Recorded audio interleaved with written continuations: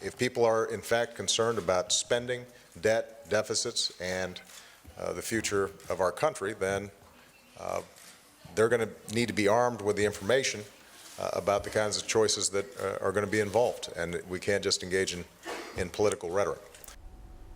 President Obama talking about the information about the choices, not exactly an endorsement of his own deficit commission. No, but definitely a throwdown to the Tea Party. You want your cuts? Let me see Come and get 'em. All right, Top Line starts right now.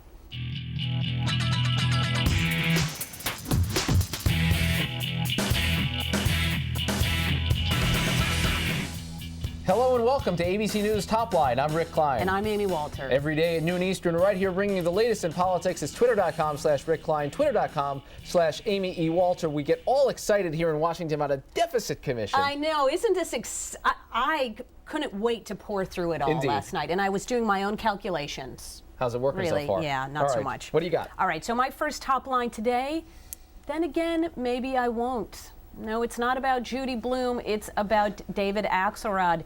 Earlier today, a report came out from the Huffington Post that Axelrod had basically conceded the tax cut debates and that they were going to extend, the White House was going to agree to extend tax cuts even to the wealthiest Americans.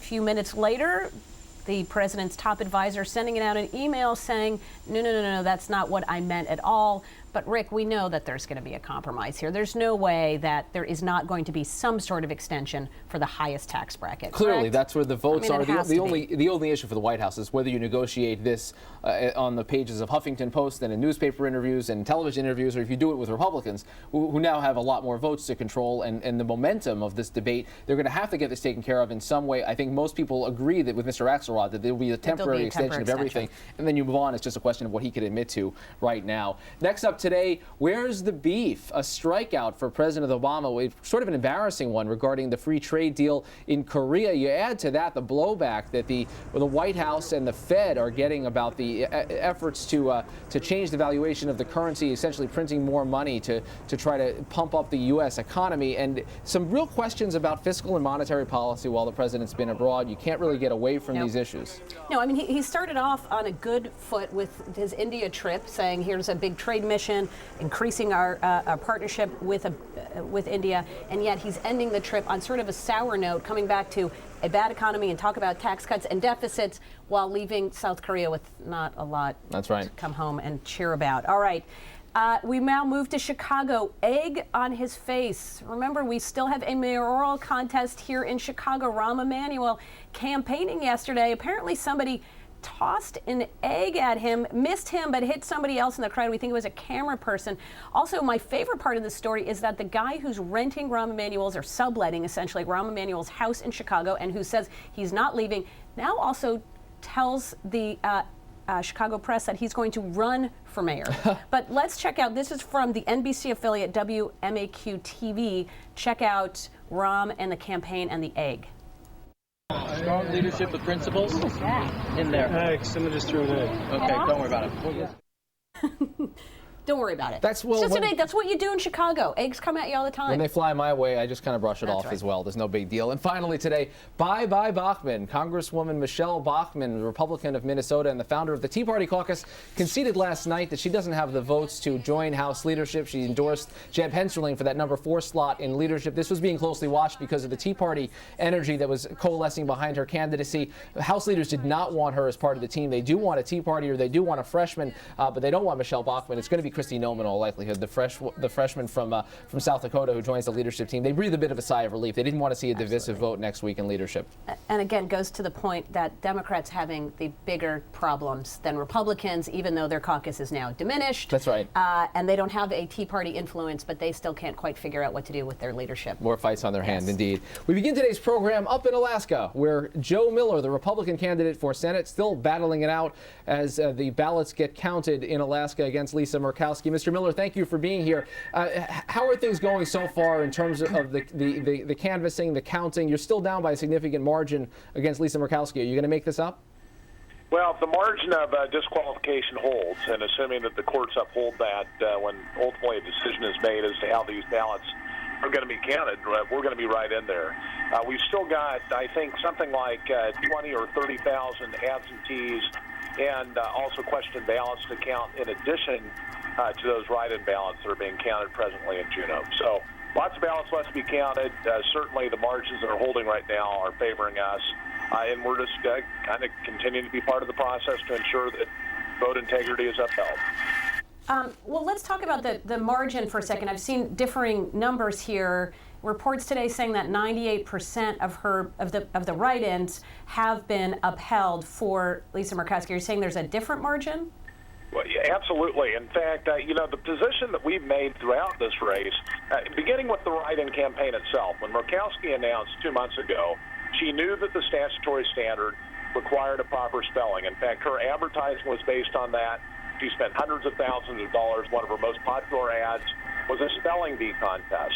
So she knew what the statute required. Now, I shouldn't even say in the middle of the game, at the end of the game, the Division of Elections decided to change the approach and decided that, in fact, a different standard would be applied, one that's never been applied before to a write-in campaign. And that's exactly why we filed the complaint with the federal court to try to get this resolved so that the rule of law can be upheld.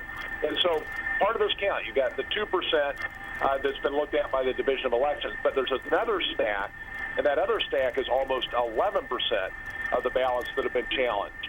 And if the correct standard's upheld, you apply that 11%, this race is far from over. Walk us through the argument here, because I think to a lot of folks, you look at a ballot and you do want to get the intent of the voter. If someone misspells Murkowski with a C or puts an I instead of a U, you're still clear who they voted for. Why shouldn't a ballot like that get counted? Well, I absolutely understand that. I'm sympathetic to what you're saying, but the view of it is that you've got a rule of law. You've got a statute that was enacted by legislators that were elected by the people of the state of Alaska. And they decided that with a write-in campaign, that there would be a different standard applied. It's the same standard that other candidates throughout Alaska have had before. I mean, look at Robin Taylor's run in 1998. The only difference between Robin Taylor and Lisa Murkowski is that he wasn't a Murkowski, and so the Division of Elections decided to apply the statute. And in his case, 8% of the ballots were disqualified. And I think it's a rule of law issue. Are we going to change basically the law based upon a particular candidate that is running? And keep in mind, again, the same candidate knew at the outset of her campaign, when she ran commercial after commercial after commercial, that correct spelling was required. It's now just, I think it was 36 hours before this count started that the Division of Elections came out with this new standard. It's our position that obviously you shouldn't be changing the law on the eve of the count, particularly when the other candidate, the write-in candidate, understood what that standard was at the beginning of her run. Mr. Miller, let's talk a little bit about the kind of help that you're getting. Now, I know you obviously have lawyers working with you. Is the NRSC helping you out, helping this funding? And what about Sarah Palin, and what do you expect from her? The Senatorial Committee committed $20,000 to assist us with costs. We're very thankful for that. And Sarah Pack just made a donation to us. I believe it was yesterday. So we've got lots of people from all sectors of the country assisting us with this.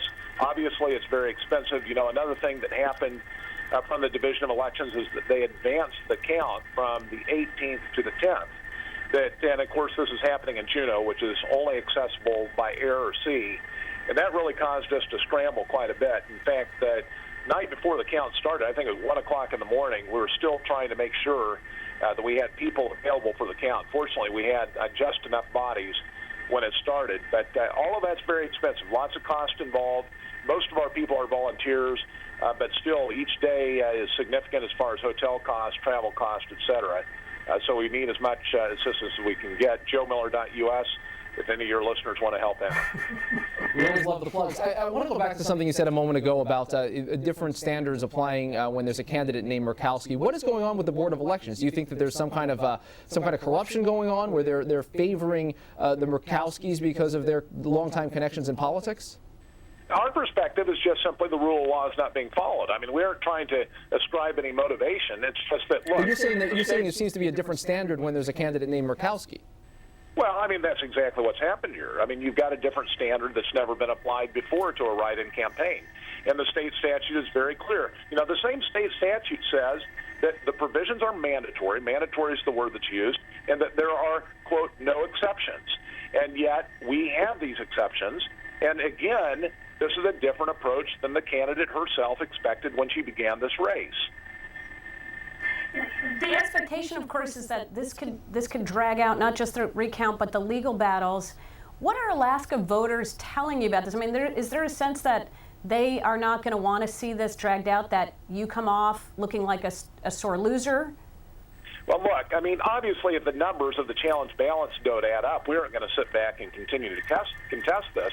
But if the numbers are there, obviously, we're going to continue to protect the integrity of the votes that were cast in our election, and that's exactly what we're doing now. I mean, this is not some sort of, it's always been a David and Goliath battle, don't get me wrong. But we aren't unrealistic, we aren't illogical, but right now, the numbers do add up. But I do agree with you. I hope this gets resolved quickly. It's very, very unfortunate that the standards that were announced by the Division of Elections were announced just 36 hours before the vote tally began. You know, this Ryan announcement began 2 months ago, and they could have gotten those standards out much earlier. But it's unfortunate that it's this late in the game. We've asked the court to resolve it in a very expeditious fashion. Hopefully that will be done. Hopefully we'll get this election resolved in short order so we aren't all sitting on the edge of our seats for the next several months. All right, Joe Miller, Republican candidate for Senate in Alaska. Good luck with the rest of this legal process that plays out. We appreciate you making some time for us. Thank you, sir. Well, thank you for having me.